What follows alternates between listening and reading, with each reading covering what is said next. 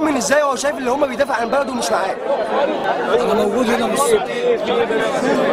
في البدايه لما جينا احنا جايين مش عشان مطالب فئويه ولا شخصيه، انا جاي عشان اثبت للناس ان انا واحد منهم، اتولدت على الارض دي وعايز اموت عليها.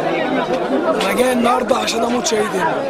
انا جيت اثبت لامي وابويا اللي قاعدين بره ومش موجودين بس معنويا، كل من هو راجل ابويا وكل من هو ست هي امي. انا جيت هنا عشان اثبت لهم ان الجيش عمره ما يسير الشعب. الجيش هو اللي بيحمي الشعب والشعب هو اللي بيحمي الجيش، وده بيتنفذ دلوقتي.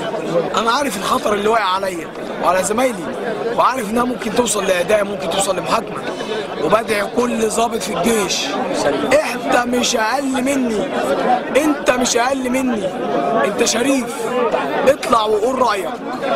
كفايانا بقى خوف وسكوت، اطلعوا قولوا رايكم. احنا كل اللي عايزينه يدور حول حاجه واحده، حياه اجتماعيه عادله.